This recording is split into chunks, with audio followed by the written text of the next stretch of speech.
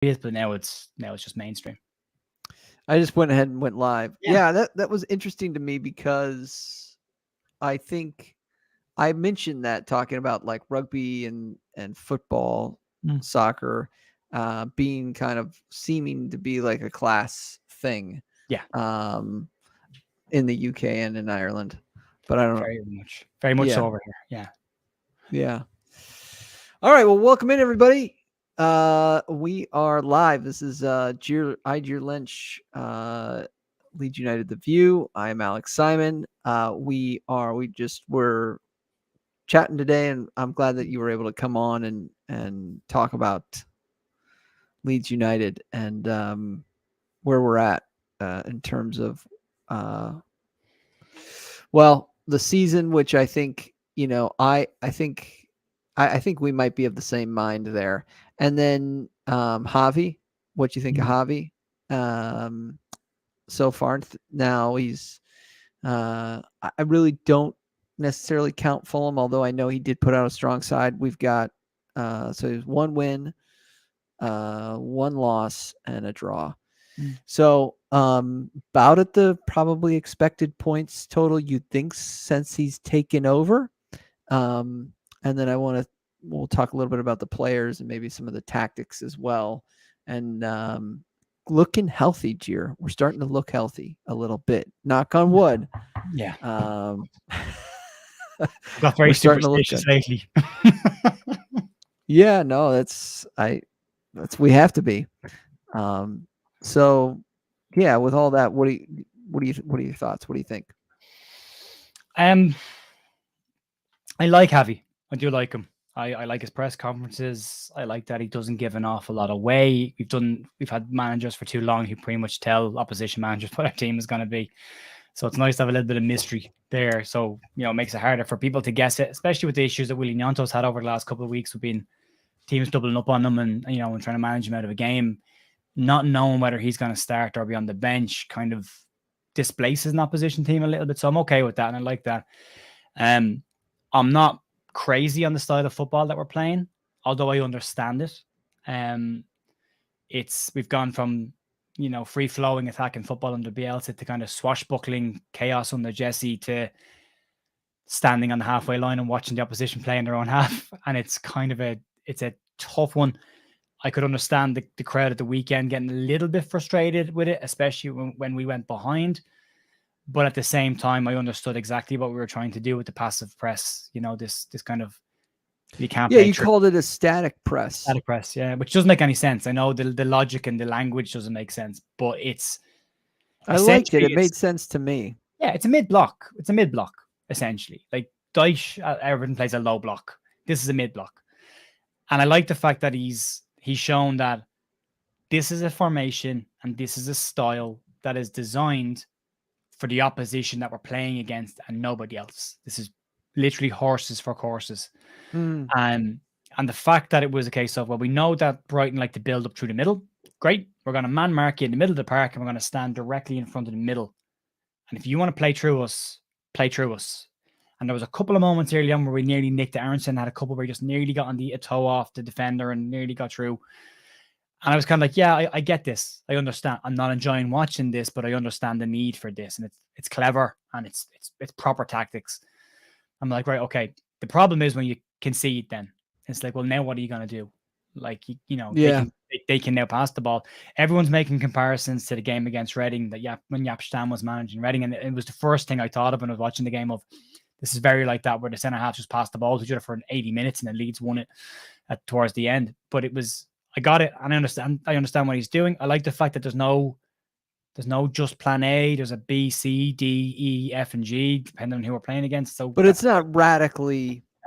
It doesn't seem like it's too much for the players to handle. It seems like there's a plan A, B, C, and etc. But it's not.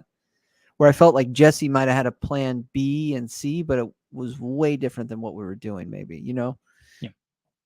Oh, well, let's get stuck in at least to the team sheet. Team sheet comes out. I like you. I'm thinking, big calls. Big. I mean, we all thought Jack Harrison was out of form.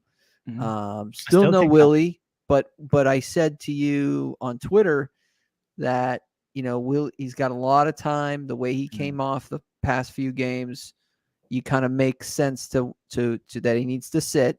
He's been such a big part of our second half of the season.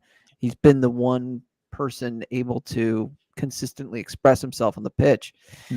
So anyways, big call there. Bamford, he doesn't, obviously, Javi doesn't tip his cap, tip his hand in the press conferences. But again, Patrick Bamford came out of nowhere. We were kind of writing him off. Now he's back. And so at least you're kind of thinking, well, we've got somebody to lead the line. Rodrigo, who wasn't able to play a full 90, but, it's good to see. He's a sight for sore eyes. Sinisterra is a sight for sore eyes.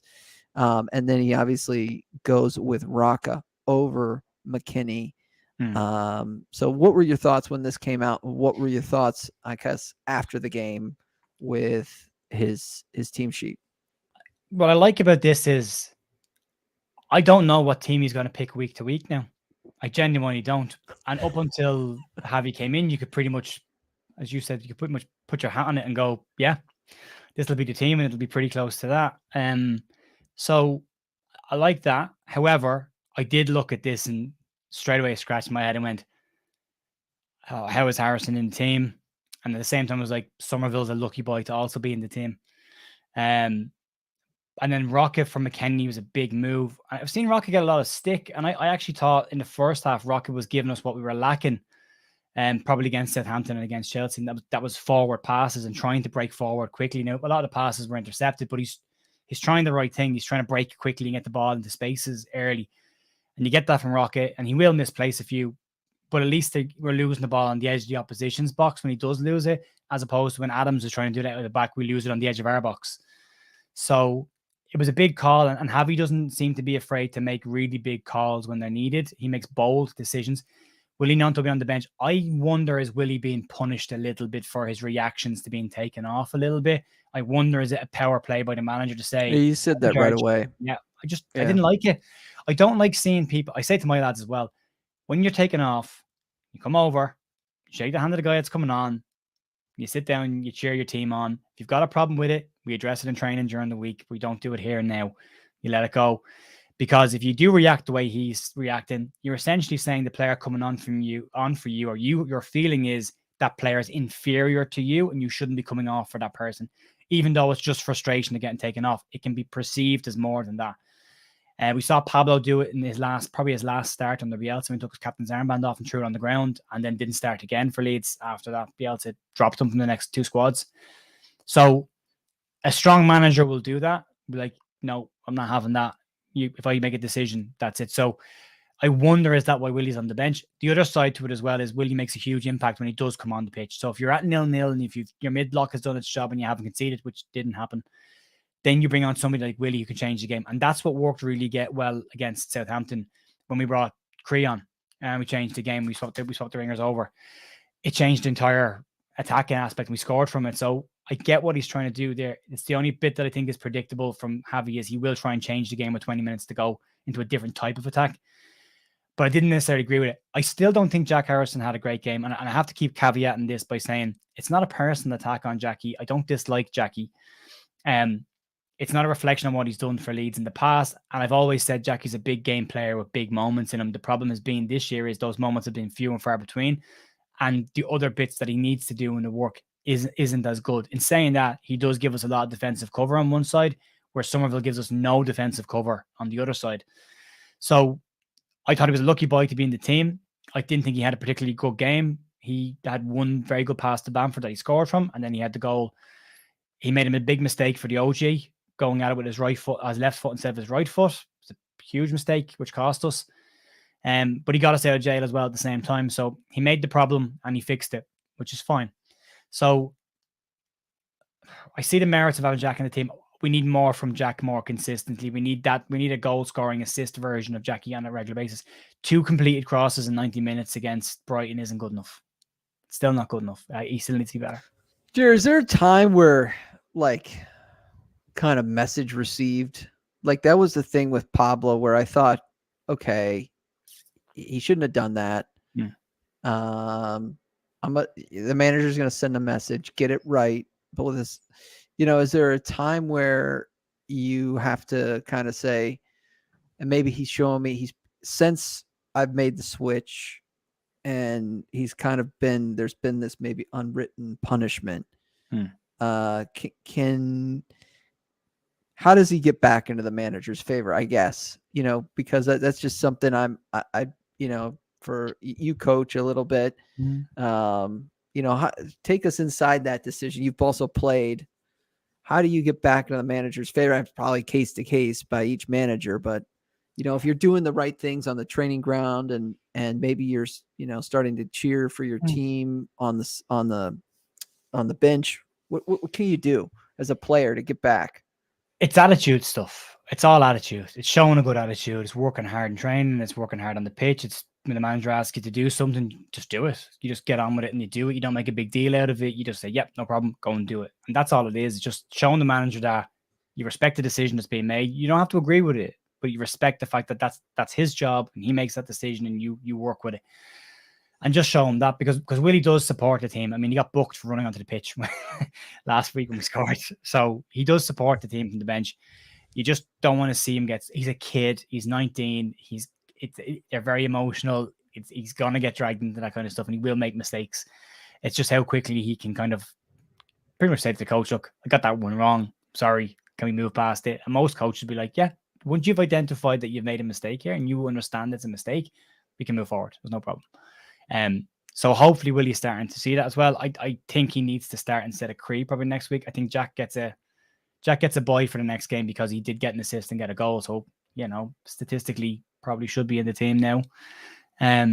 Cree isn't doing enough for me. It's back to the Cree we saw coming into the first team before he got his little run of games. Not tracking back, not working, going in the defensive side, leaving Luke Ayling completely exposed on the first half against Chelsea and the first half against Brighton as well. Second half, much better. But for me, I think I would start Willie at the weekend. Okay. Now, let's talk a little bit about the 2 goals that were conceded. So the first one, Brighton are just so in form. I look at that goal back and a lot of their possession and just how they move down the pitch. They just know where each other are going to be. And they get the cross in. It's and then it's kind of very cheeky. I feel like they, I think Wober loses his man or Koch loses his man where it's a little bit, there's not really contested. Over. Oh, he goes to the line instead of going to the player. He runs away from the player and covers the goal line and then leaves McAllister open for a free header. Everybody's expecting this shot to be on off the cross. The fact that they put it back into play to McAllister was, I mean, that's good. And technically you should be covering that. So although it wasn't a worldie, I don't necessarily think it's a bad defense. I feel like I'm kind of 50-50 on that one. Where do you sit on the first goal? Same. Sloppy defending or just Brighton's good? I think both goals are a bit sloppy. Luke Ayling's getting a lot of a lot of stick for Mitoma beating him in the air. But if you think about it, and if you played football, the physics of jumping. If you're running backwards and you're jumping, you get less height than if you're running forwards and jumping. So he gets over the back of you. And that's just happens all the time. So that's how Mitoma gets over the top of him. Vober's kind of hedged his bets. He's kind of gone, I'm assuming this is going to go back and I'm going to cover one side of the goal and Meslier will cover the other side of the goal. But as he does that, McAllister gets free and gets a tap in of a header. And it's in a very tight space McAllister puts that header into. So sometimes players are just better than the players that you've got. And for me, Mitoma, for the most of the game, is just a better player than Luke Ayling is. And that's not a criticism of Luke Ayling. We're second from bottom in the table. There's teams that have got better players than us. And sometimes in a one-on-one battle, they win. And Mitoma kind of won that battle. The secondary one then is, should Vober stay with his man or drop to the goal line? Kind of split on it, and as I said during the week and was said by a couple of people, Vober kind of has credit in the bank at this point to make a mistake or two. He hasn't really made many, so you're kind of like, right, fair enough. For me, the cross should be cut out in the first place. You cut the cross out, nothing happens. That's the first one for me. And we concede too many crosses. We've always conceded too many crosses, and we still concede too many crosses. So it's a bit poor, it's sloppy defending, but it's a well worth goal, as you say. Anybody with a brain is expecting that ball to be headed at goal, and it's not. It's headed back across. It's clever. It's a clever goal. It's clever. So we go down a goal, and then Bamford obviously scores in a transitional moment for us. Bit of luck. It's about time some luck came our way with a deflected goal. We needed that. We just haven't had the rub of the green. We always feel like that as Leeds fans, but it's just about time that we got something that to go for us. And the shot itself, I mean, once it was deflected, it was quite a banger.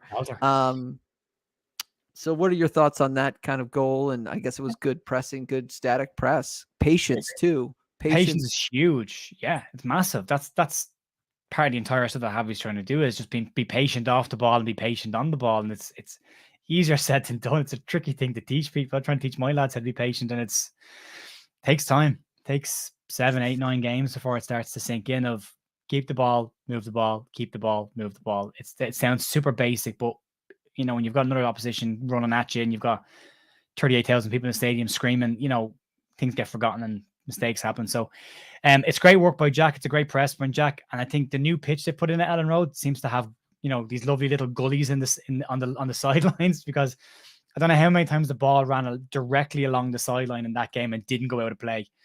And Jack does a really good job. And he does something really well. The season we got promoted, and the first season in the Premier League, Jack released the ball very quickly. And he little spell at number 10 for us under Jesse. And again, at times he was releasing the ball quickly.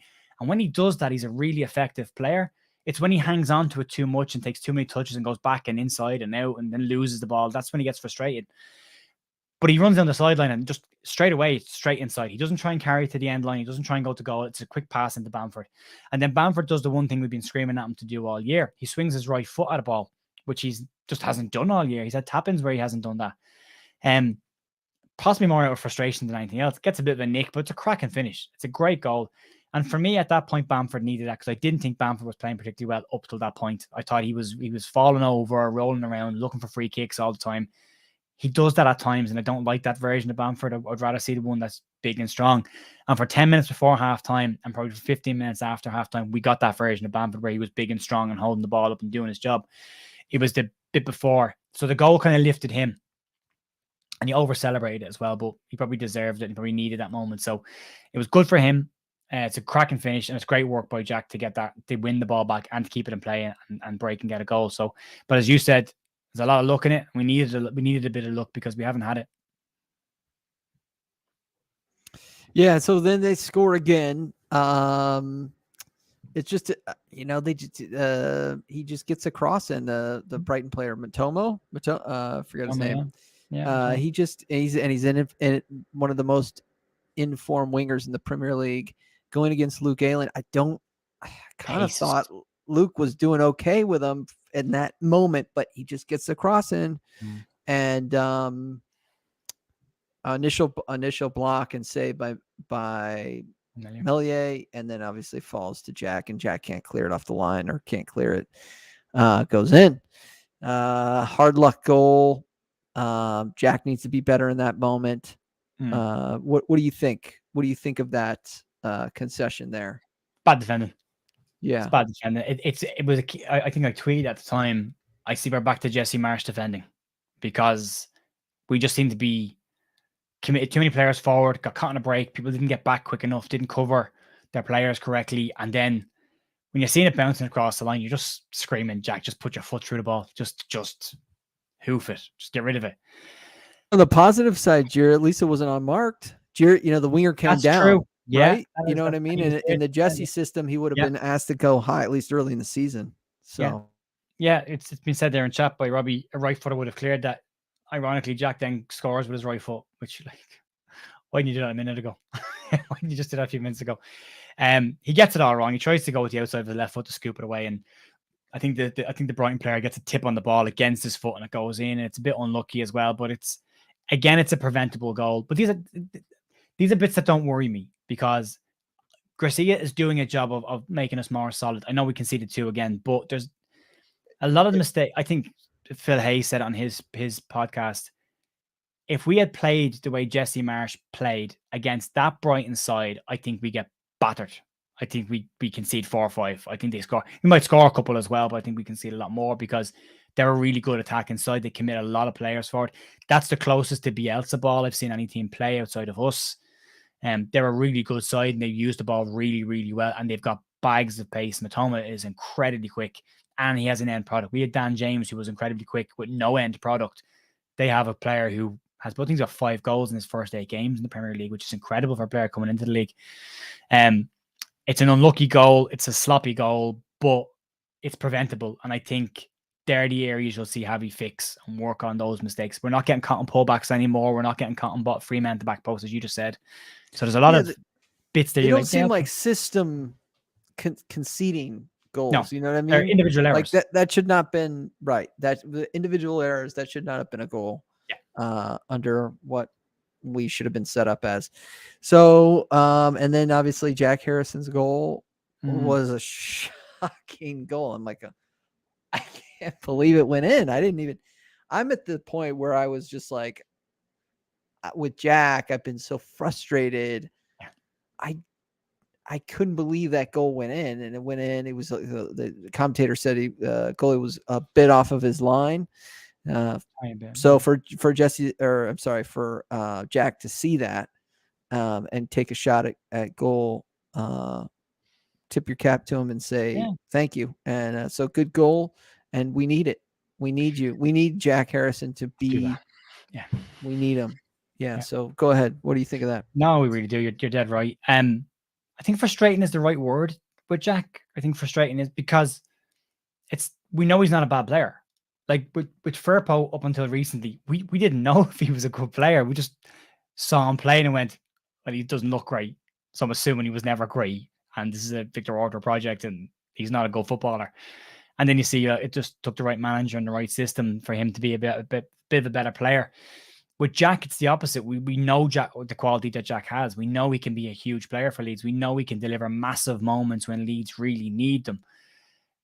And the frustration is he's had just a poor season. He's just been off the boil. He just gets caught in possession. He just doesn't use the ball well enough at times. And it's like, we know you're better. And the frustration comes because you know he's better than that.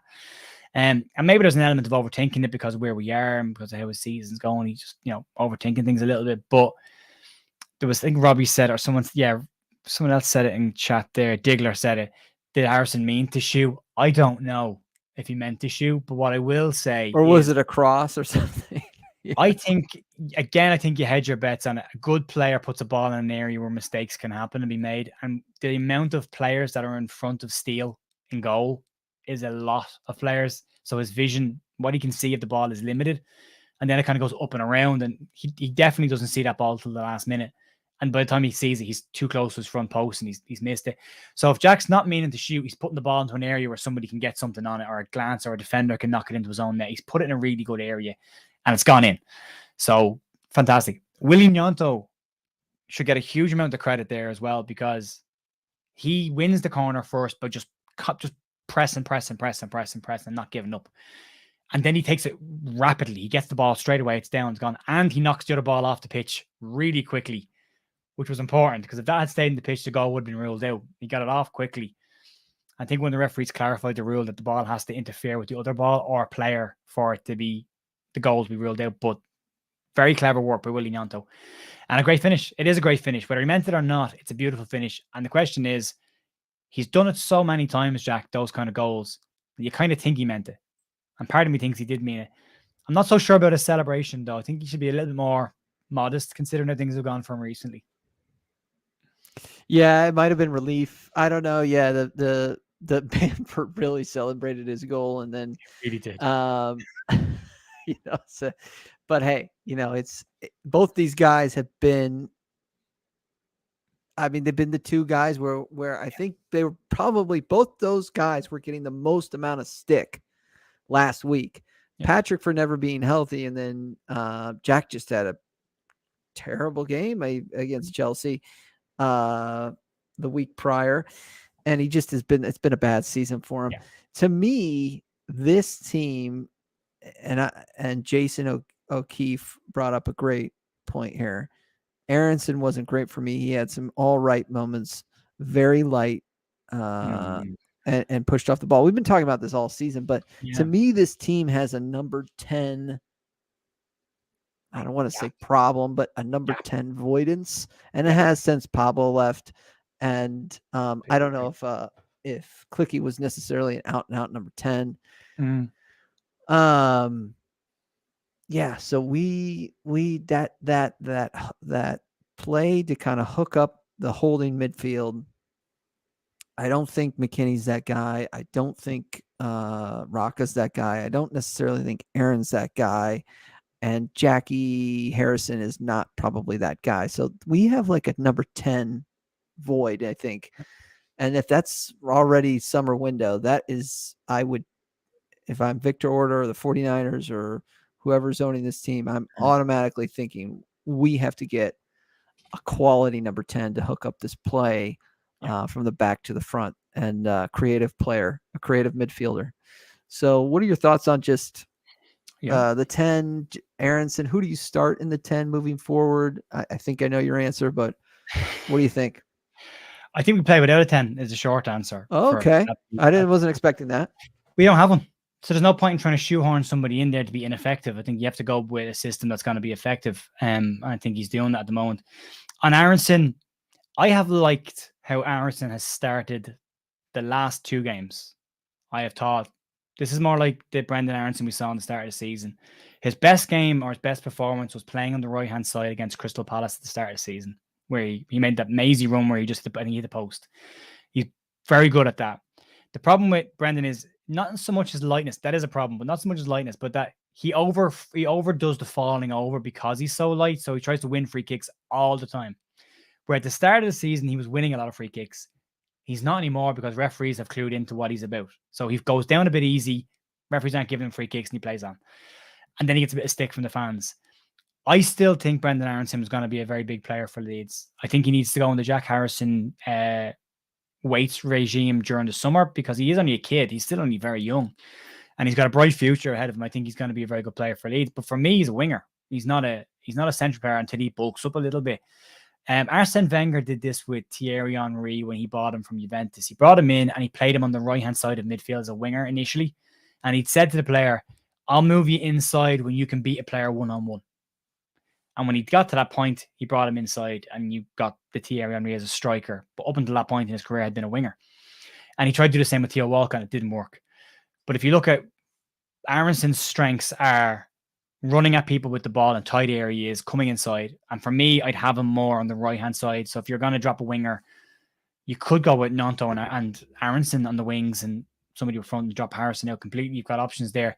But I have been a lot happier with how Aaronson has been playing the last couple of games. I think he's performing a lot better. I think he's doing an awful lot more on the ball. He's creating chances for us. He's not a finisher yet. I think I remember saying at the start of the season, I think there's goals in this kid. He gets in good positions, but the finish isn't there yet. And I think that's confidence. I think that will start to fix as we start to fix ourselves. So I don't think there's a guaranteed number 10 there. I think Clicky would have probably played consistently had he stayed a couple of weeks longer and not gone to DC, which is a shame. But I also think this is why Radrizzani tried to sign Zaniolo on deadline day, because he is that player. He's a forward that can drop off into a 10 and is creative and has a good strike from distance. And I wouldn't be shocked to see if Leeds are still in the Premier League next year, I wouldn't be shocked to see Leeds go after someone like Zaniolo again and try and bring him in. Comment there, Ruter. I don't know if I'm saying his name. Ruter.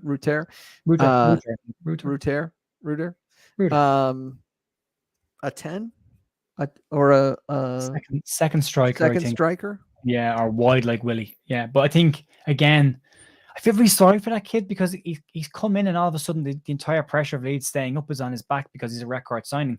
Leeds have bought potential there, not proven quality just yet. And he was supposed to be third fiddle to Bamford and Rodrigo. He wasn't supposed to be starting games or, coming on in the cup matches or against smaller teams when the game was won, finding his way into the team. But I feel sorry that he's already been thrown out with the garbage of like, this guy's terrible. He can't be, it's like he's a kid.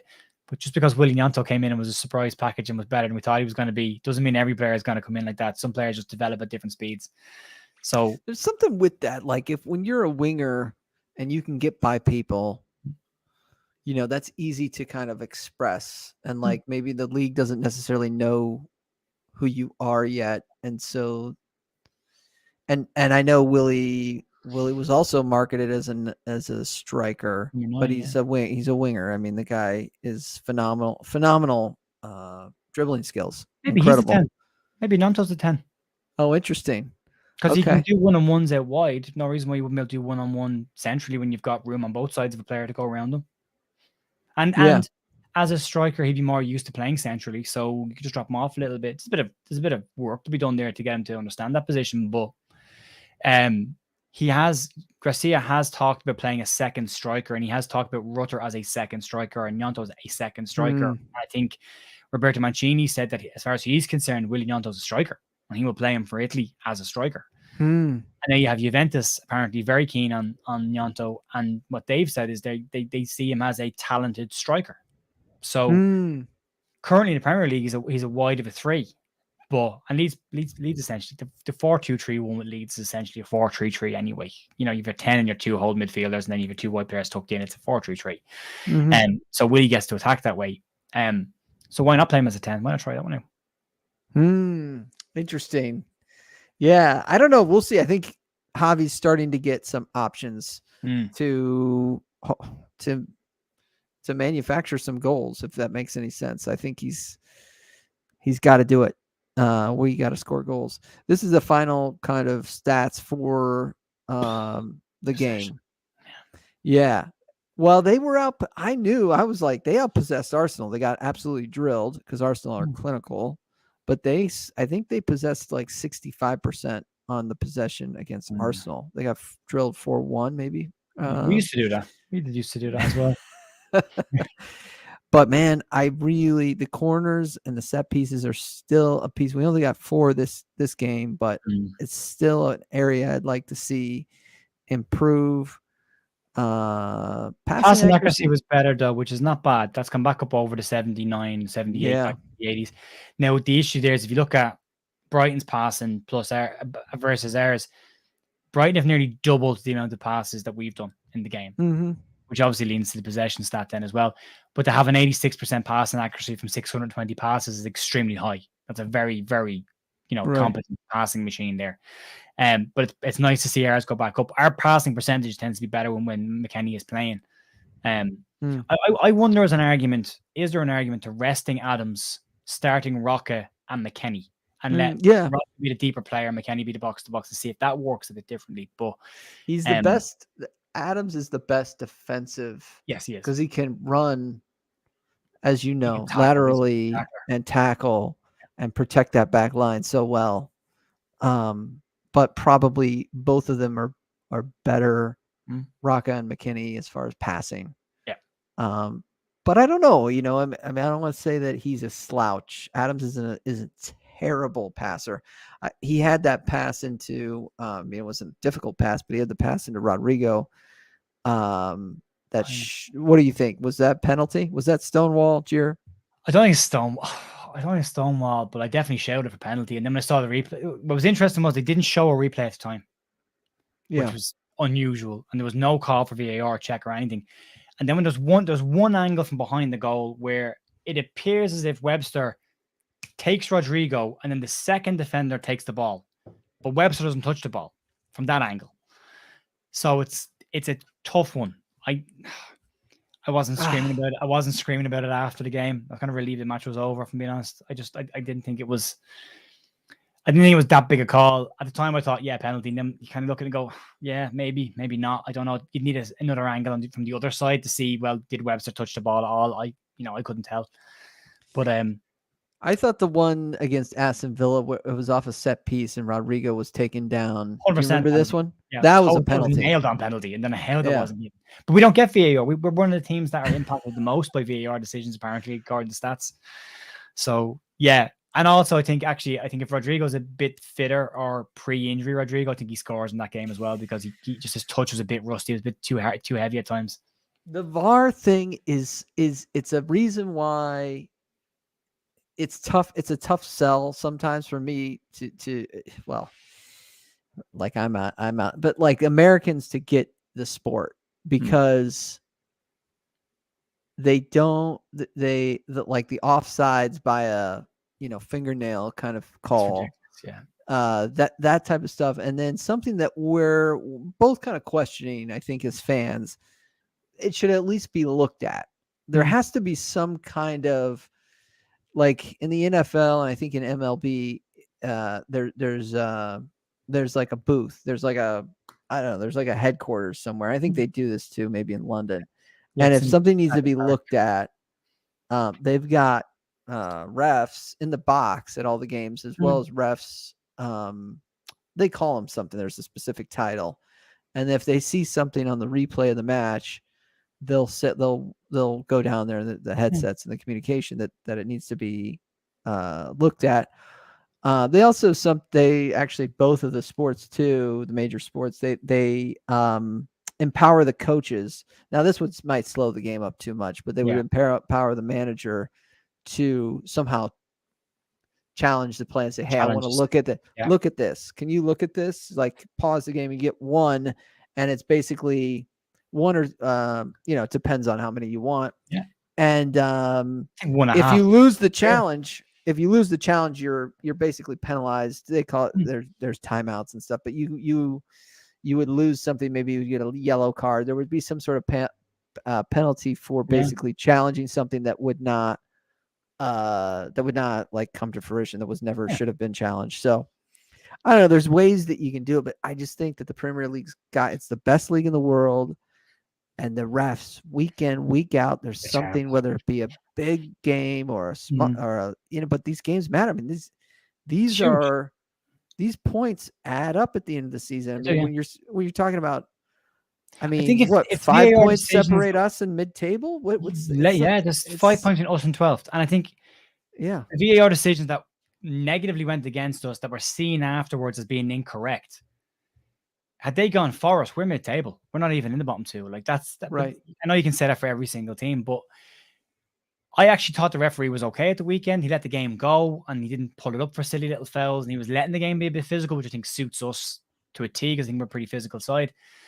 But the thing, Robbie said it in chat there, the offside rule was never meant to be interpreted forensically, and it wasn't. It was never the point of it. And in fact, for a long time, an offside was, if in doubt, it goes in the benefit of the attacker.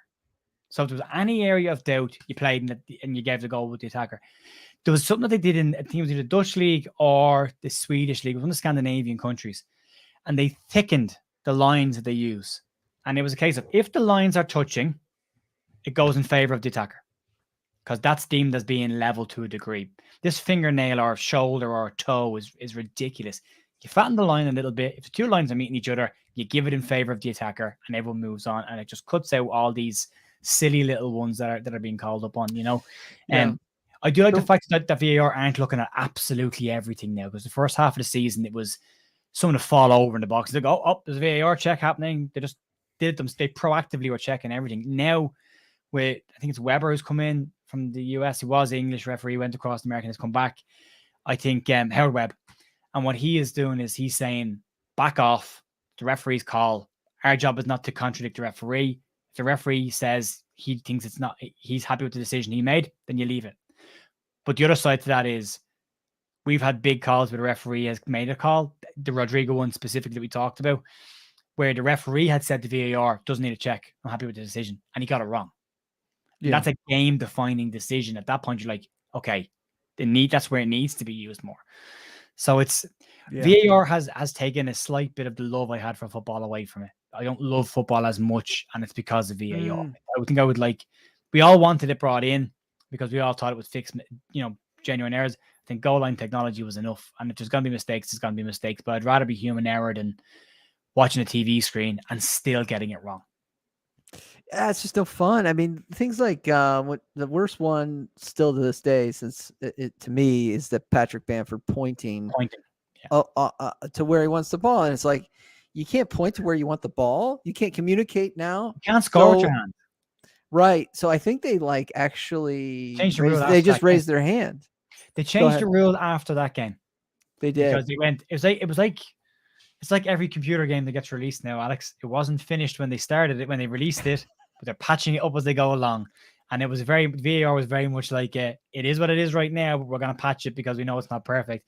And then somebody realized, oh, we can't give an offside for a finger because you can't score with your finger. Therefore, there's no advantage.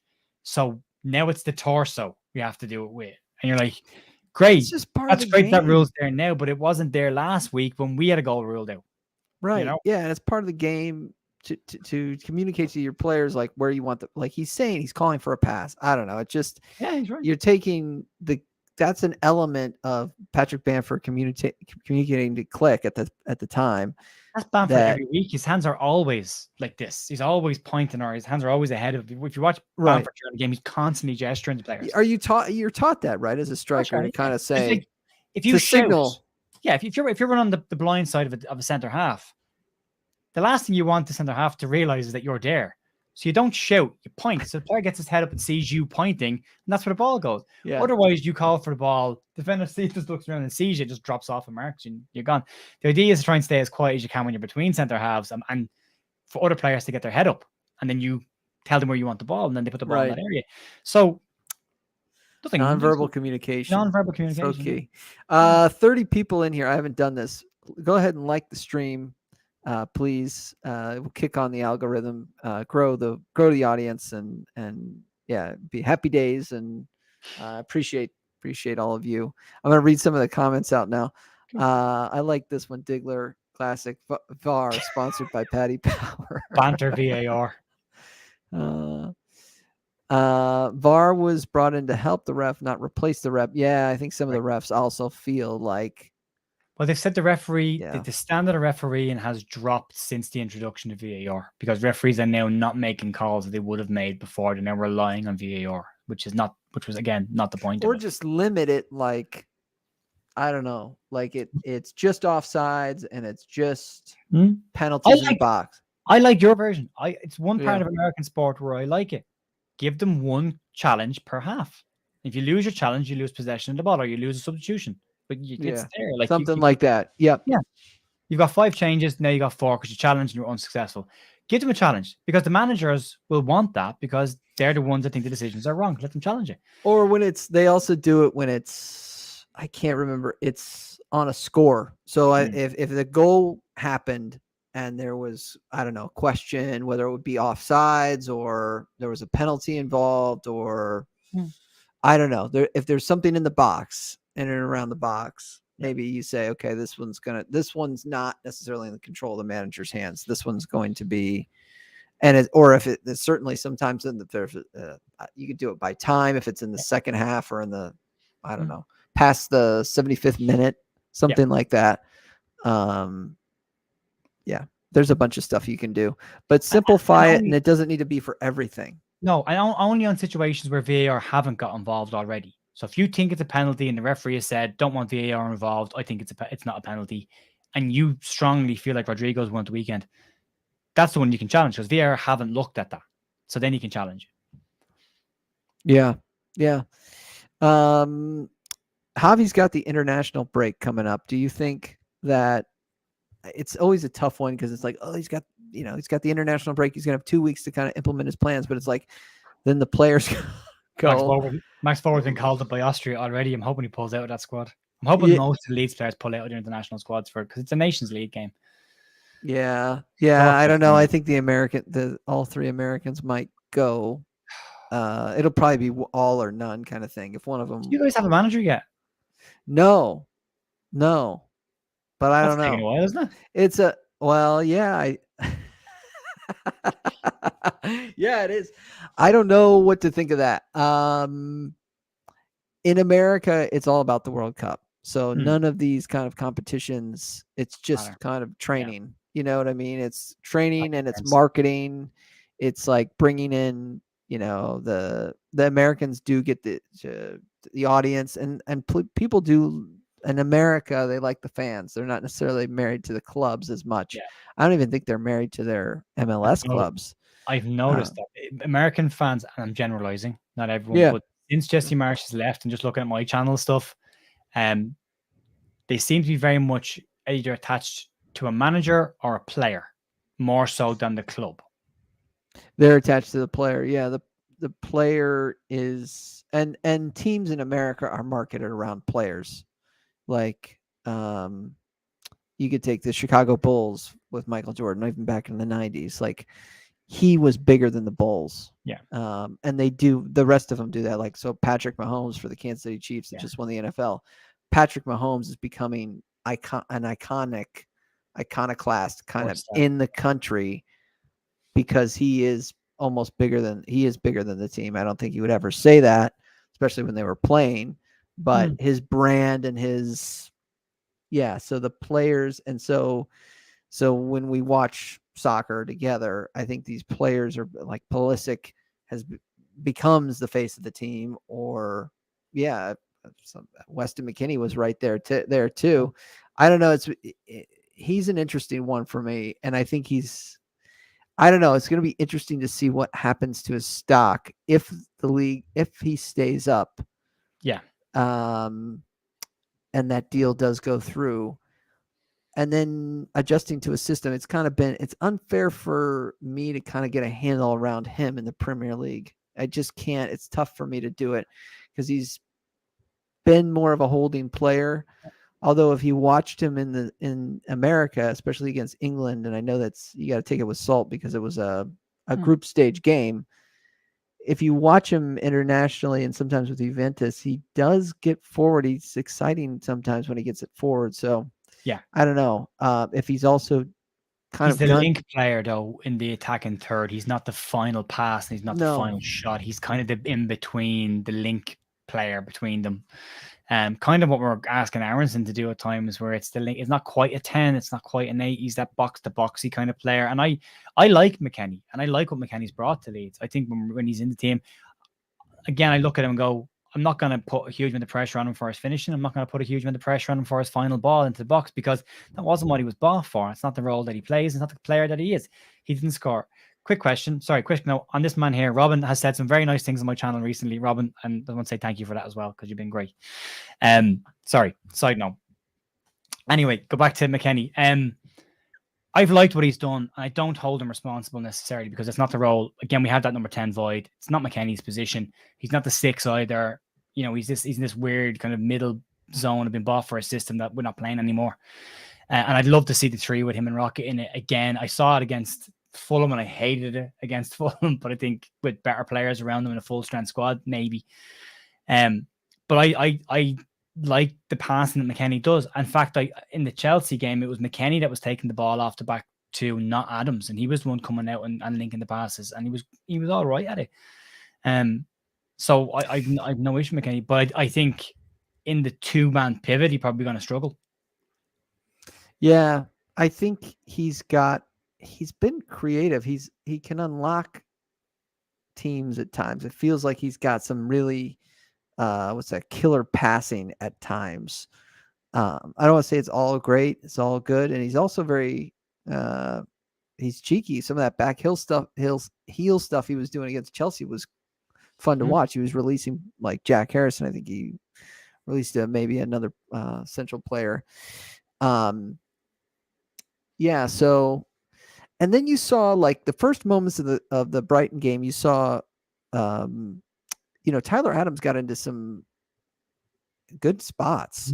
He's not a finisher, but if a midfielder like that, and even Raka had some nice little low shots. That's another thing. Just with the team in general, like Luke had a chance at the back post on Mark for just a half second, and he goes for the top corner. It's just, can you just shoot it low? That the goalie's standing up. I know he's in this.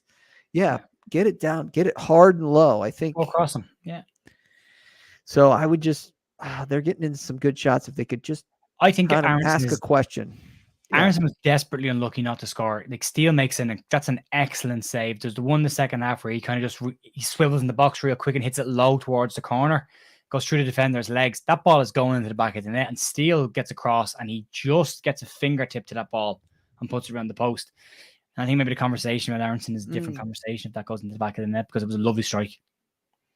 Yeah, and his would have been the goal of the season against Crystal Palace. That run early. It's about luck. he hasn't had a huge amount of luck in front of goal yet. I think maybe all his luck came at once against Chelsea when he took the ball off the goalkeeper. And since then, they were like, "Oh, you've had all your luck. You're not getting any more now. Got to work for it." But I think he's getting in positions, and that's the hardest part about football is to get in positions to score goals. They always say it with strikers: as long as they're getting in the right position, goals will come. But they've got to keep getting in the right positions. If they're not getting in the right positions, that's a bigger problem. Yeah. And he's got to know by now that he's not getting calls. It's like a balance too. I feel a little biased. Personally, I feel biased. He's an American. So he's not, doesn't seem to be getting calls. I don't know if there's any kind of bias there. I don't want to say anything, but he just probably goes over. He is lightweight, but there's times where Michael's like, you got to produce a death certificate to get this kid a call of any kind. And I think before the World Cup, 100% agree. Before the World Cup, I think he was getting absolutely kicked off the park and they were getting away with it. Since coming back from the World Cup, he just seems to be falling over a little bit early, trying to avoid contact. And I think that's the problem. Is it's been identified by refs and been seen as probably falling over a little bit too easily at times. And then that lightweight thing gets thrown at him because he's on the ground an awful lot. And you're like, I don't think it's his lightweightness that's the problem. I think it's more his understanding how to get his body in front of defenders. You don't have to be a strong guy to unbalance a defender. You just need to be able to get in front of them and get your body in the right positions to be hit by players.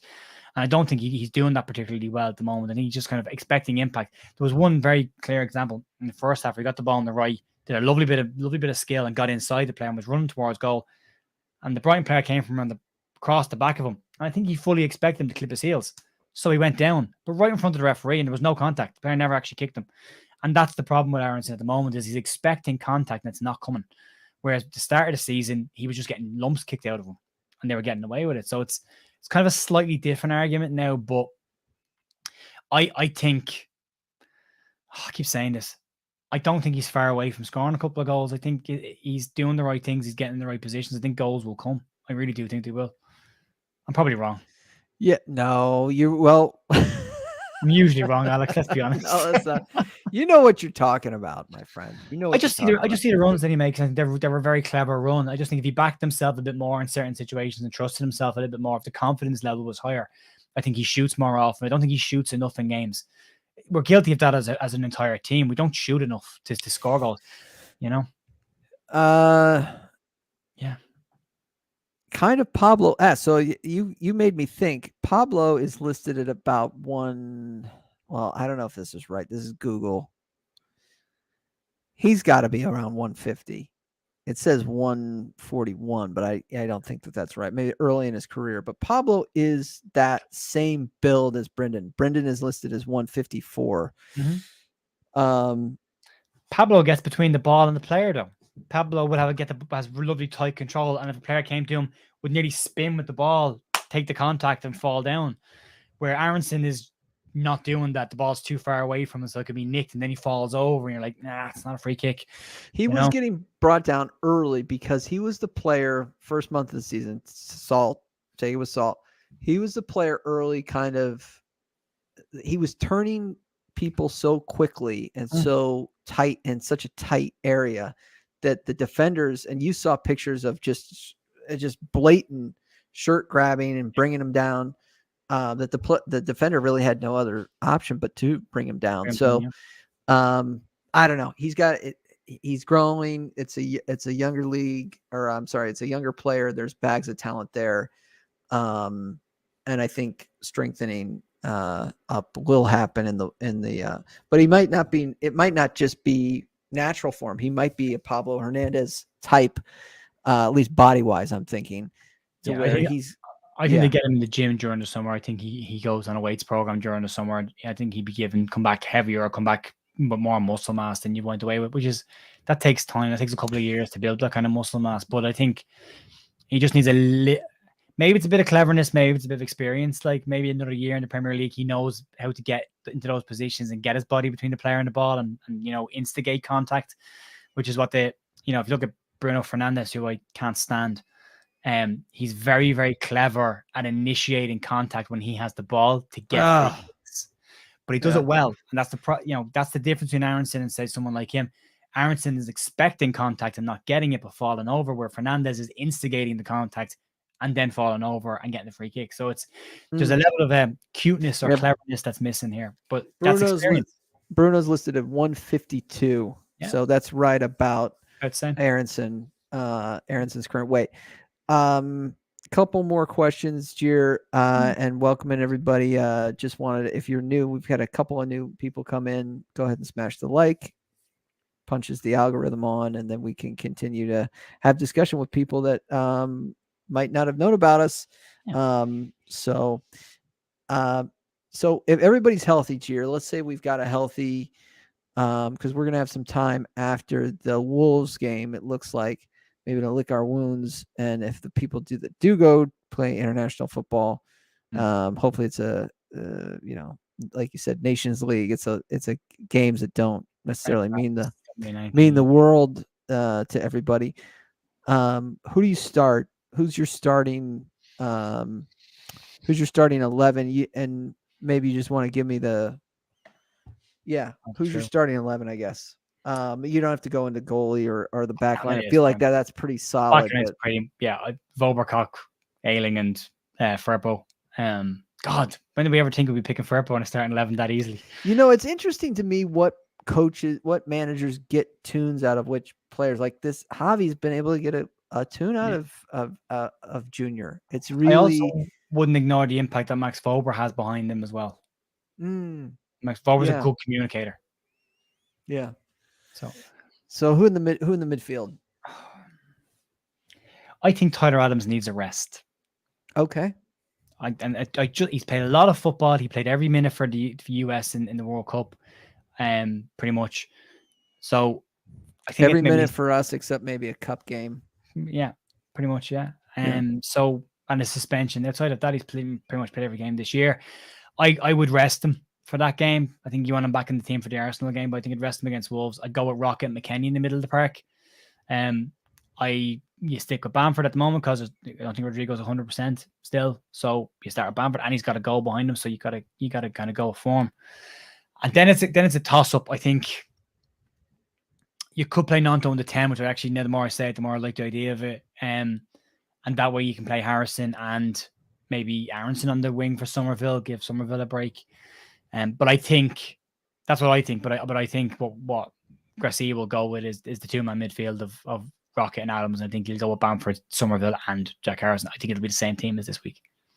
Now, do you go if Cindy's healthy and he's not? He came on for a cup of tea or something.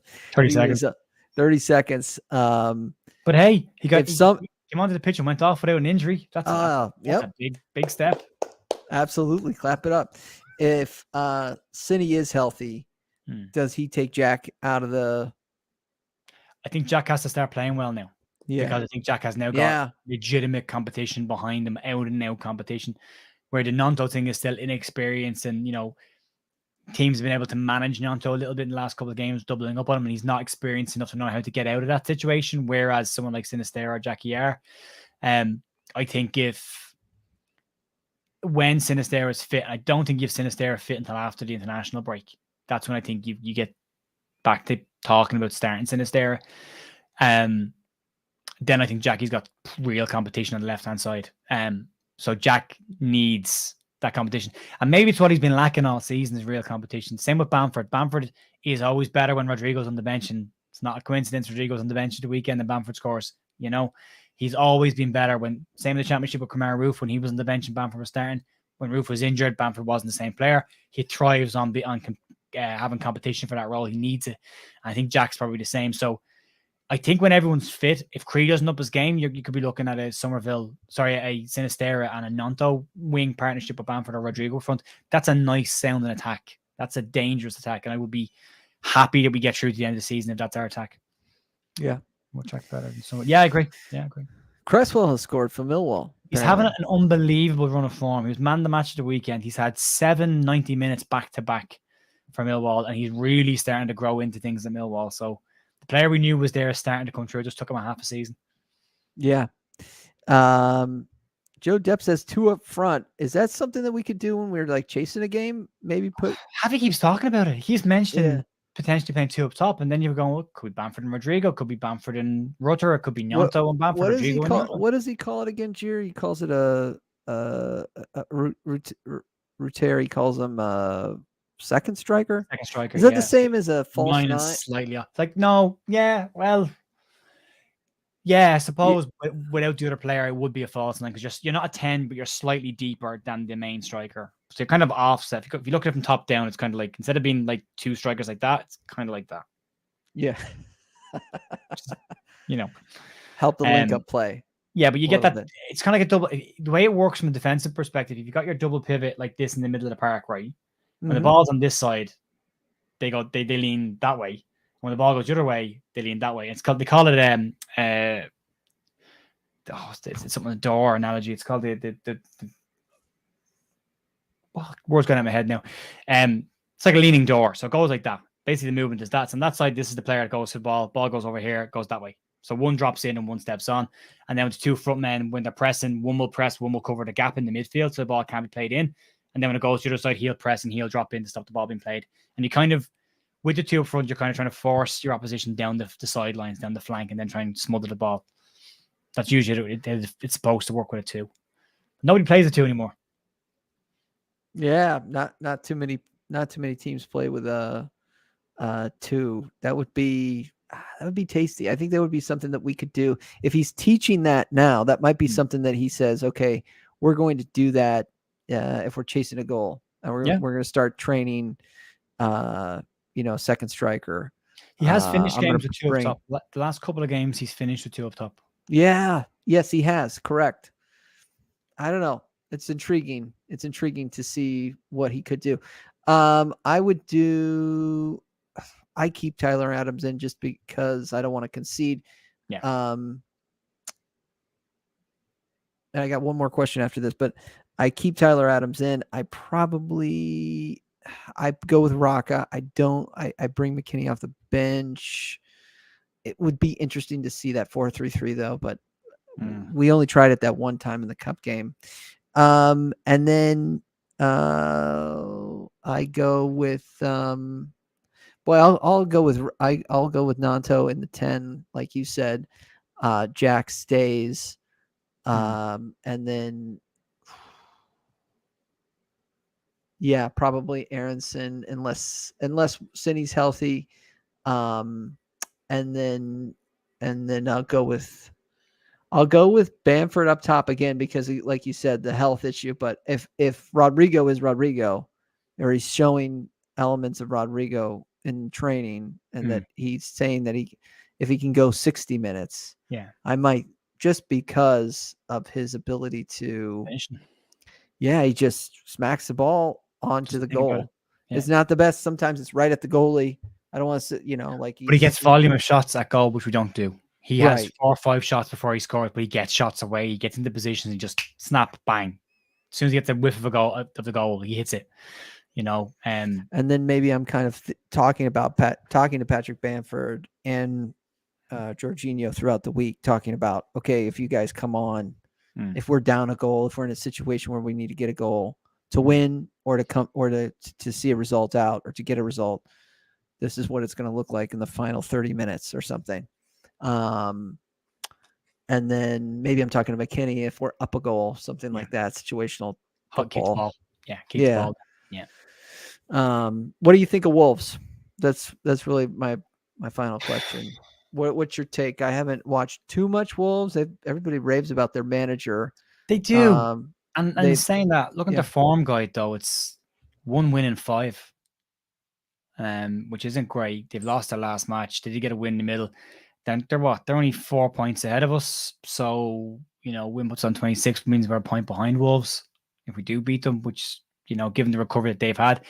I think somebody put a stat out saying that, I think it was Joe saying that apparently the Wolves strikers haven't scored all year. The calendar year since we've come into the new year, none of the Wolves forwards have scored, which means they're guaranteed to score against us, all of them. The Leeds course. But if there was a home game, I'd go, we'll win this. They have a game. Actually, Wolves have a game in hand. Sorry, game more played than us, which we win a game in hand and we go above them. We've got to win it. I don't think they've had the resurgence they thought they would have when Lopetegui went in there. I expected him to just cruise out of problems straight away, but I don't think it's clicked as well as I thought they would. There might be bigger issues there. And for me, it's a must not lose game. But then every game at this point must not lose. I would have liked to get Leeds get 4 points out of these 2 games, Brighton and Wolves, but you're kind of hoping to get the 3 points at home, but that didn't happen. So you're looking at then going, well, you need to get 3 points against Wolves. At some point, we're going to need to go at somebody and not just sit and let them play their game. At some point, we're going to have to impose our game on them. Jack Charlton said it once about Ireland. We inflict our game on the opposition, which I thought was a lovely way of saying it as well. If you don't have an opinion on this or a decision to make here, we're going to play the way we're going to play. Yeah, I love that. Yeah, and I love that. But I think there is Javi clearly has concerns about our defense and is trying to protect it for as long as he can and try and hope we get a bit of magic from the attackers. We've got a better bench. We've got a better chance to impact if we can keep it tight.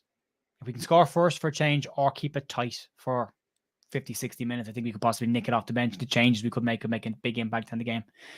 I'm really nervous about this game because I think there's a possibility of us losing this game and going into the international break with 1 point from the last 2, which might put us in a bit of problem. Yep. However, I think if we get a positive result, the international break comes at the perfect time because it gives Javi a chance to really instill, at least with the lads that are still there, he can get the bulk of them on board with the system and how they play. And, I'm sure there'll be stuff sent to the other players to watch and take on board as well. And then you come back and you have April, and that's massive. April is 3 home games on the bounce. You've a chance to pick up 9 points and ones against Arsenal, but you've got Arsenal. Where are the fixtures? You've got Arsenal away, I think, first one back. Yeah, 1st of April. Then you've got 3 days later, Forest at home, Palace at home, Liverpool at home, and Fulham away. 3 of those 4 should be winnable, and Liverpool right now are no great shakes. So if you can come out of those 4 games from decent points, you've got Leicester at home and Bournemouth away, which again are a chance to get 6 points. You could pull out of the relegation zone completely in April, or you could be sealing your fate going into Man City, Newcastle, and Spurs in your 3 of your last 4 games. Yeah. Although Forest have a horrible run in. Winning will. It's a great, it's a great medicine. It'll really do a lot for this club, and I think just the psyche of the players and the manager. I'm looking at Wolves. Go ahead. As a player, you don't believe necessarily a new system or a new style of play works until you see it work. And the only way you're going to see it is by getting a win. Now, they got it against Southampton, but if they can get another win, that's 2 out of 4 that are wins playing this way and a draw in the middle. You've only lost 1 of 4 then, ignoring the cup game. Then all of a sudden players will start to buy into the system and go, yeah, this is working. This will work. So let's just stick to the plan. But they've got to see it working. They've got to get another win soon. As a fan, I feel like we have a better squad than Wolves, but I'm biased. Just man for man, it feels like we have the players to compete and probably win there. I'm looking at Wolves versus Newcastle. Wolves actually outpossessed Newcastle 58% to 42, 81% pass accuracy. They had 7 shots, 4 on target, and then obviously Newcastle 19 shots, 8 on target. And with all that possession, they were only able to muster 3 corners. Great. So it seems like that was a dominant game by Newcastle and probably deserved to go ahead and win that game as they did, as Almiron scored the deciding goal. Just looking at some of their other things, at least how they play. Tottenham. Possession about 50-50 split against Tottenham. Tottenham's traditionally feels like a counterattacking team. They do, yeah. They're not a massive possession team. Yeah. 8 corners for Tottenham, 4 for Wolves. They only put 5 shots on target. 8 shots, 5 on target. Tottenham had 21 shots, 6 on target. So they always do. I feel like they put a lot of shots on, but they're not. Yeah. They played Wolves a lot. I'm trying to think if there's any other kind of team like us. If there's always be interesting to see if they played Everton, but I don't see that. That's interesting. Yeah. I don't know what kind of team we are right now. Yeah. Well, I don't don't think know. we're like Everton low block, but we become much more of a defensive, counter-attacky-ish team with, I think, some more ideas in possession. If that makes any sense. It does. It does. I was saying to my goalkeeper, who's my mate Darren, he's also a pal of mine, but Darren's a Leeds fan. We were talking about it yesterday. He goes, "How do you feel about the game?" I was like, I watched a lot of Premier League football when we were in the Championship, and I didn't enjoy watching it. I just thought it was dull. And I thought, for the most exciting league in the world, no one really goes for it. It's very conservative. It's very much don't concede the first goal, don't lose, And the more I watch the Premier League this year, outside of our games up until that point, you look at it and you go, everyone's playing a mid block. Everyone's sitting back. Everyone's wasting time. Everyone's trying to run the clock down until the last 15 minutes and then make a play to try and get something out of it. And we weren't doing that. I mean, whatever the criticisms are, Jesse Marsh, we played obsessively attacking football, which was chaotic to watch, but was very different to what else was being played in the Premier League. And now I look at us under Javi, I think we're kind of normal now. I think we're just kind of the same as every other team in the league. We'll play effective football first, not necessarily attacking football, but effective football first. So, yeah, I maybe we're normalizing ourselves to the Premier League after 3 years. It's not great to watch, but if it's effective this year and Javi can really get his teeth into the team in the summer, great. Take it. Yeah.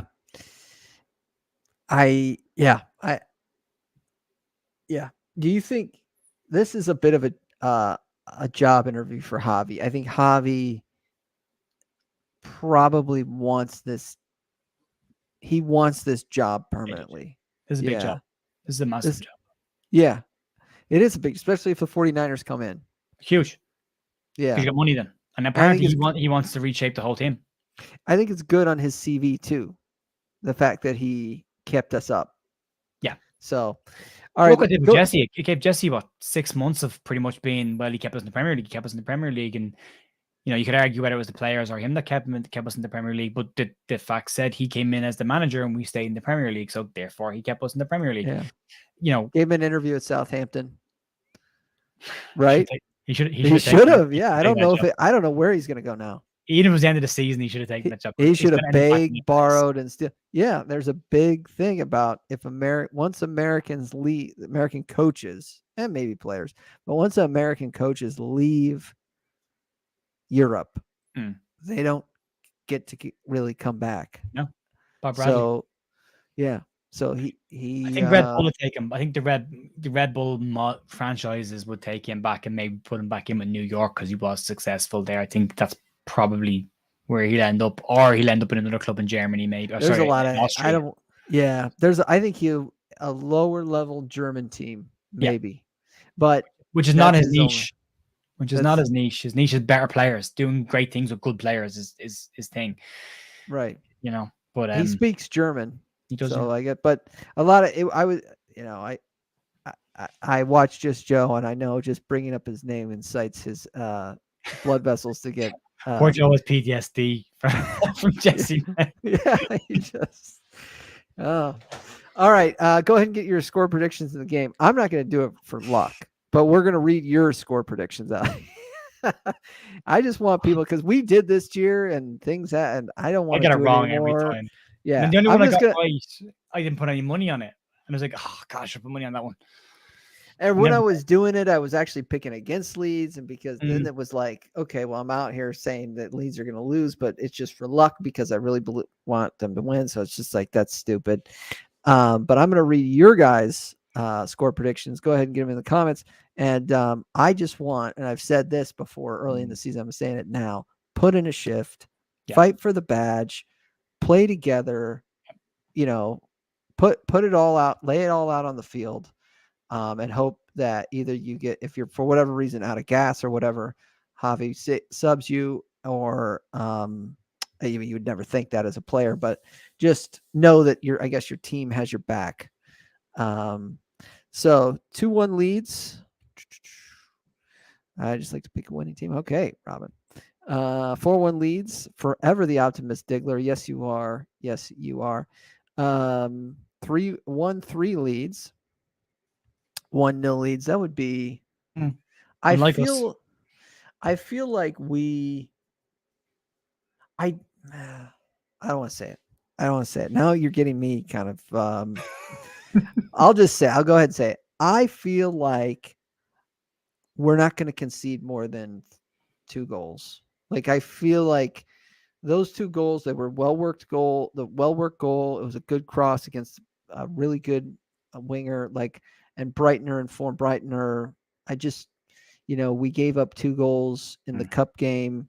I don't feel like we're going to concede as much. Like I feel like we would concede a goal. If we concede more than a goal to Wolves, and it's like clip me up, I would be shocked. I'm a little shocked. Yeah. So I'm just saying that I feel better, and we talked about this early in the stream, Jer. I just feel better defensively. Like these goals are not they're individual errors. They're not system goals where I felt like the back post goal against with Jesse, some of the transitional goals that he gave up are not visibly there under the new manager. Any other score predictions? I'm just looking. I'll take a 1-1. I'm done.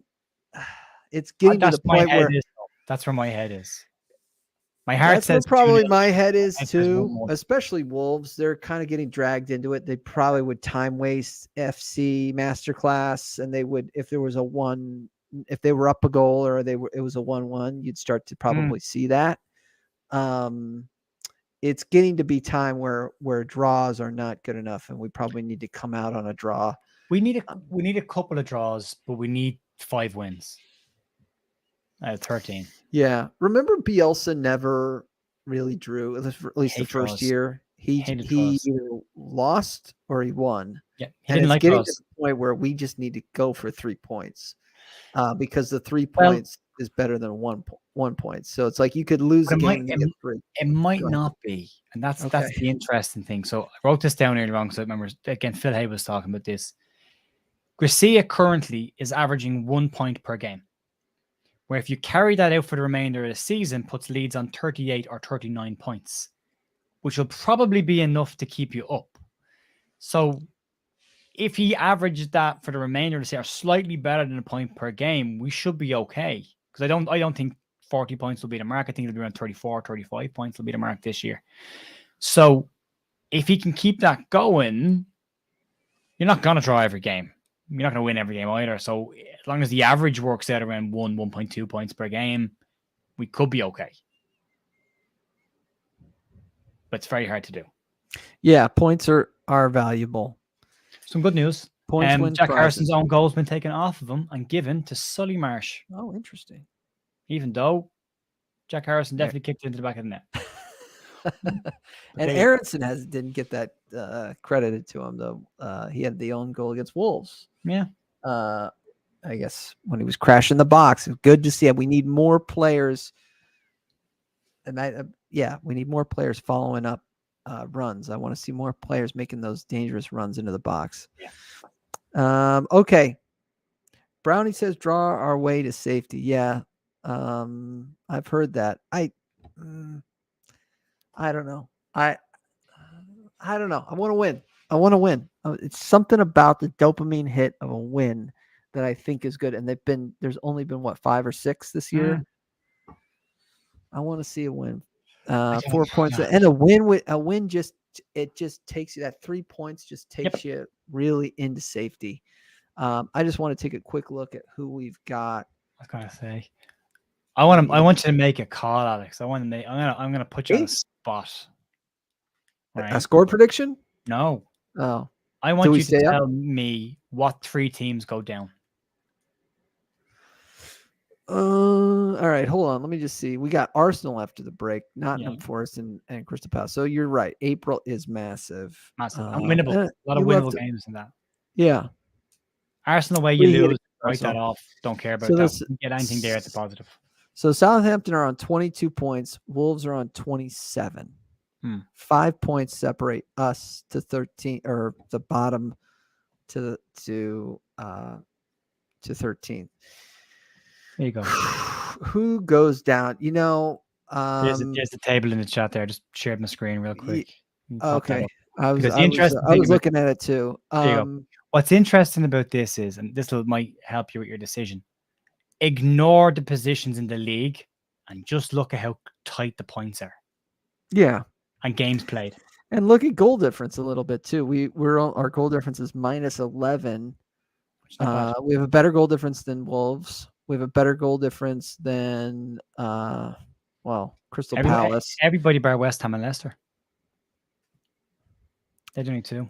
Yeah. I think Palace are in trouble. I know they don't look like it, but I Yeah, just think you've they're in said that. trouble. I keep saying it. I just think they're starting to drop like a rock. There's something about the West Ham. They're still competing, I think, in the Europa League. The longer that lasts, the better. And when we played them, they just looked disjointed. Yep. I just felt like it was that was a 2-2, and we gave up some stupid goals to that in that game. But they looked like they didn't look like they were communicating well. It's a frustrated. Declan Rice looked so frustrated after I believe they just lost their last game, and I saw his post match. No, they drew. Where did they lose? They lost before that. They've only got 1 point in the last 2. They won before that. And they lost 3 before that. So they had like this massive release of, because wins are so hard. Yeah. They had this massive release when they got a win against. I can't remember. Oh, they got a 4-0 win against Forest, and it's like this. This release. God. That's the we one. got this win and 4 goals, and then they lose 4-0. Europe they is lost hurting in the them. cup. They lose 4-0 to Brighton. They get their ass handed to them the other way. Yeah. And then they draw against Villa. And it's just like they think that they're kind of, because every team knows that it's like string a couple of wins together, and this is in the rearview mirror. So am I calling for them to go down? I just worry if I'm a neutral for them, and I would worry for them. I think Southampton go. I know they're manufacturing some good moments. They had a good draw, or a good they've almost beat Scum, Manchester United. I think it's going to be Southampton, Bournemouth. Dyche, this is like, I mean, he's just so comfortable in this little mini league that is the bottom of the table. Yeah. I don't think he's going to go down. Forest, I rate what's his name? Steve. Yeah, I rate him. Yeah, I'm Sam. I think he's a good coach. But they could go down, especially they have the goal difference now, which is a massive point. I'm waffling, but basically I'm going to say, I just haven't had really a chance to look at it. Yeah. I'm going to say Southampton. Mm-hmm. I'm going to say Bournemouth, and who just heard? God, there's so much talent on Leicester. Yeah, it could be us. I mean, it could be us, but I'm not going to say. I'm not going to say us. I was going to say, there is a possibility that we just think our team is better than they actually are. Maybe we are blinkered and we are biased to our team, but I think there's a possibility we might just think our team is slightly better than they actually are. Yeah, the two teams that did not change their managers are Leicester and West Ham. Forest are newly promoted, so he's kind of got money in the bank there, and these other two guys do as well. But I don't know. So final answer, I'm going to say Southampton, Bournemouth. I'm going to say West Ham. West Ham, and it's probably because there's just not a lot of tread on the tires. They're competing in they were competing in cup games. They were competing in Europa League.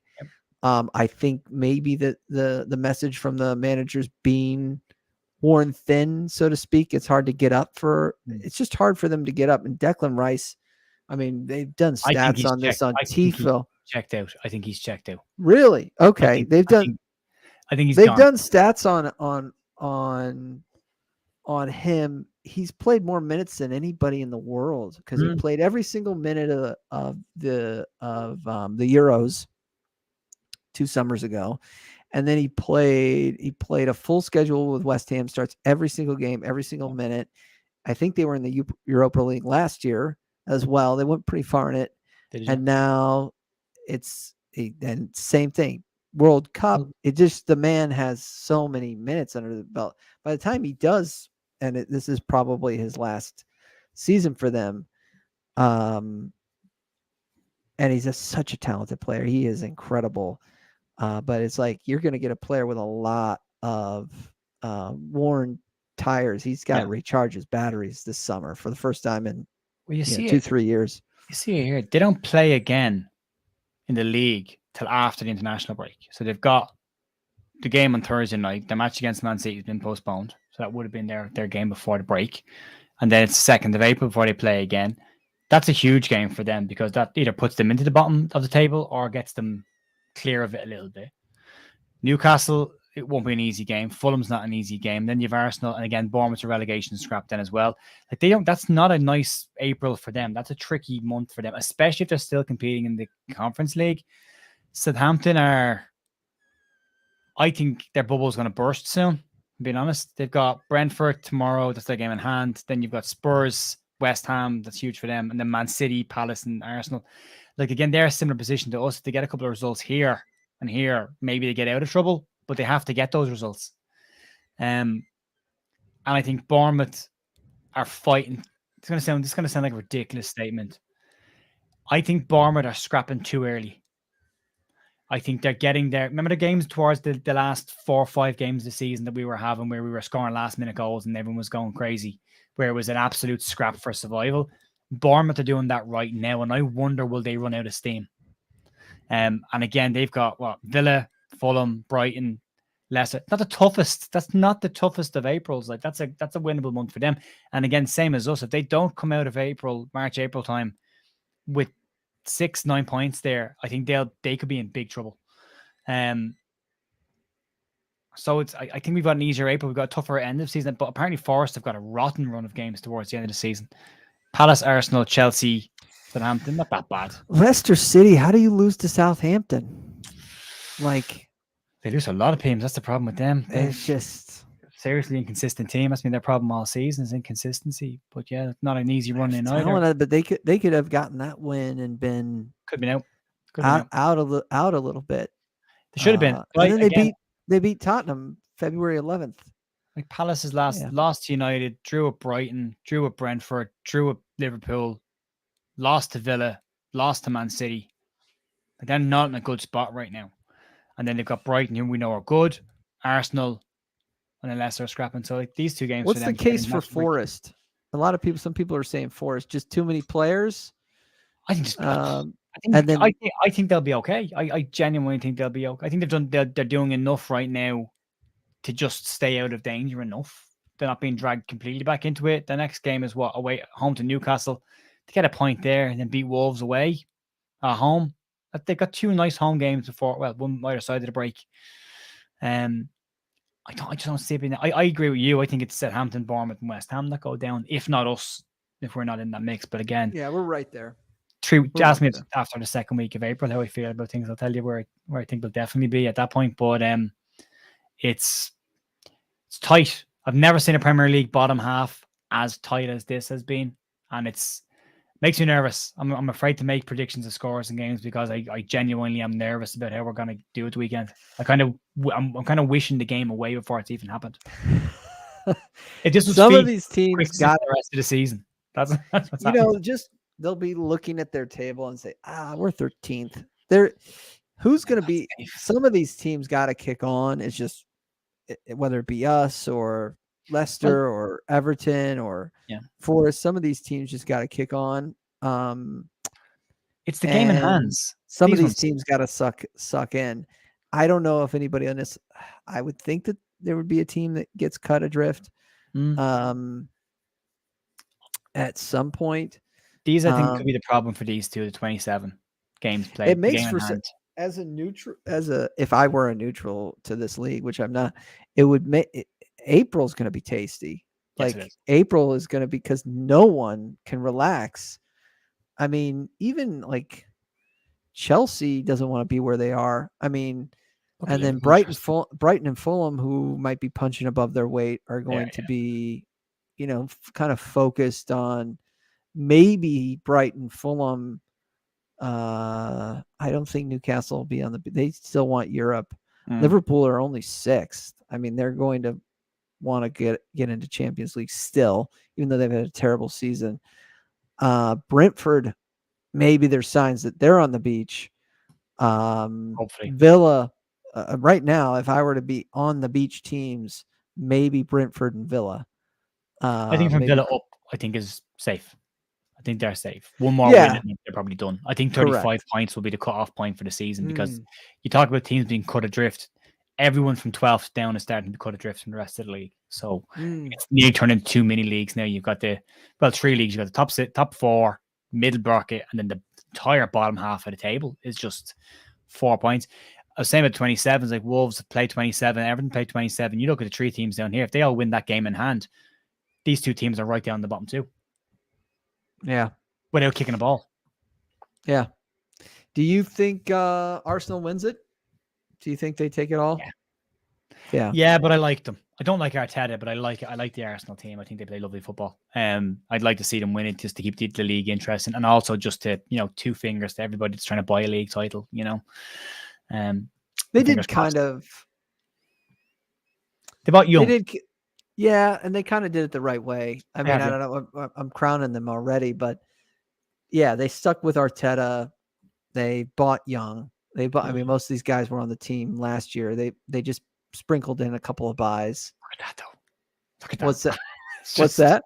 Just look at that. Win, win, win, win, win. Oh, it's just. Then you get into the bottom of the league, you're like, oh god. So it's, yeah. My heart hopes Arsenal win it. My head says Man City will clip them at the end of the tail end of the season. But I think if Arsenal get a couple more wins under their belts in the next couple of weeks, the fact that they're not in Europe should help them. Yeah. If they're ever going to win it, it's this one.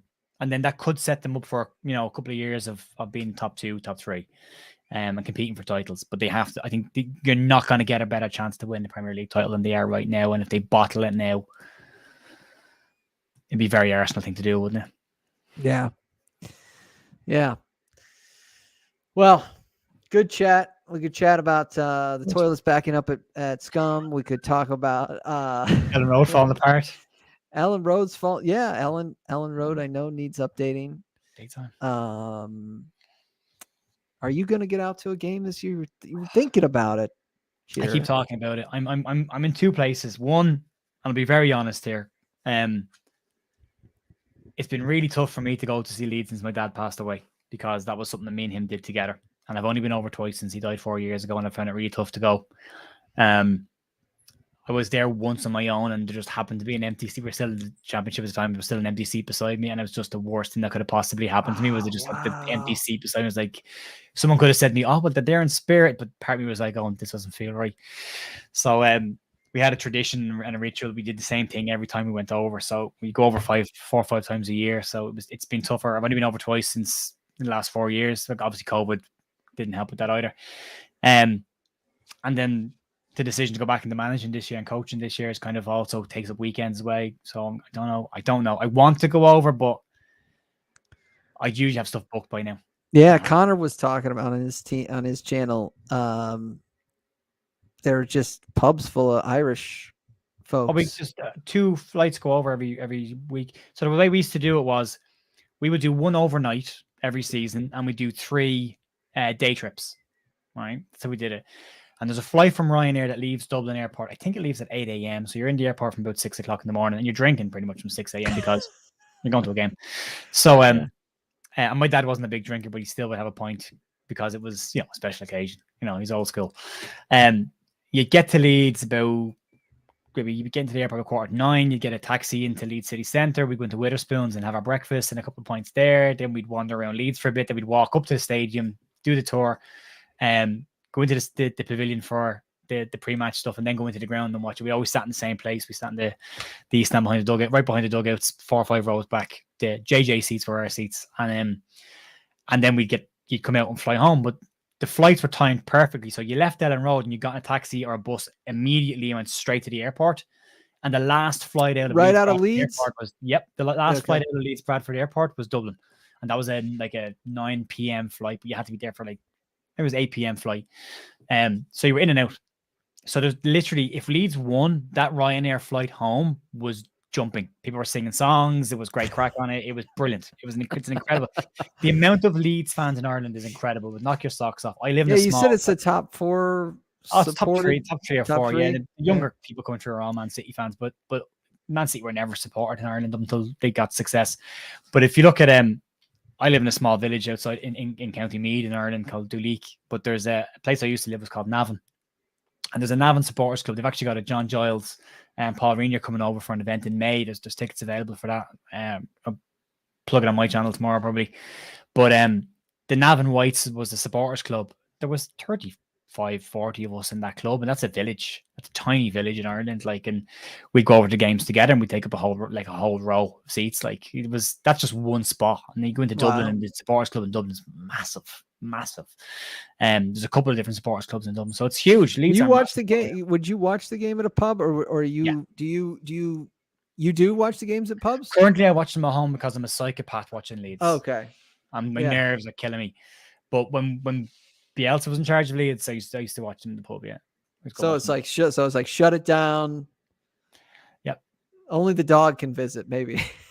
Like, the dog didn't even. The dog would come in every now and then. He knows the way. Go, are you all right? And then leave really quickly. But nobody stayed in the room with me. Like, it just, people keep asking me to do watch alongs, and I'm like, nobody needs to see that. No one needs that in their life. I get way too carried away with it. But the hardest one I've ever been. When I worked for Microsoft in the UK for a bit, the UK team before I moved to the worldwide team, and I was over in Reading all the time at work, and we stayed in really crappy hotels. And there was one called the Easy Hotel, which is EasyJet's hotel chain, which is exactly as you would expect. You pay 30 quid for your room, but if you want the remote control for the TV, it's an extra 15 quid. And if you want, and they're pods, little pod rooms. But we went in there one time, myself and one of the lads, Paolo, and they at the reception desk, they went, "Oh, just by checking in, you can enter a competition to win 2 tickets to see any Reading game of your choice." And I was like, checking the Leeds fixtures, going, "Yep, we have Reading away." And I was like, "Any game?" And they're like, "Any game." I was like, "We'll enter that competition." And I was looking at going, the Majeski Stadium is empty most weeks, so we're definitely winning this competition. Everybody who enters this competition is winning this competition. And we did. We got a phone call saying you've won 2 tickets. So Paolo had never been to a football match, wasn't into sport, dragged him along. And it was the second time I'd seen Bielsa. I saw him against Bristol City and I saw him against Reading under Bielsa, but not in Ellen Road. But I was sitting in the Reading fans part of the stadium like this. And Pablo scored, I think Click scored 2 cracking goals. And the Leeds fans were up in the corner going absolutely mental when the goals went in. And I was sitting there going, "Don't say a word. Don't say a word." And I just couldn't react to anything. And I'm an emotional reactor to things. Like, I react emotionally to most kind of sport and stuff. I really get into it. So to be like that and then to have to sit in the away support or the home support when you're the away team and not react just to get kicked out was one of the hardest things that I ever did. But it was brilliant to see. But I haven't been over enough, and I'd like to start getting back to it. But it's tough. Yeah. Well, I'm still a member. I'm still a member of the club. I buy membership every year, regardless of whether I'm planning to go or not. It's my way of supporting the club. Like, yeah, interesting. Well, you're doing another service by being the host and the producer of Leeds United The View.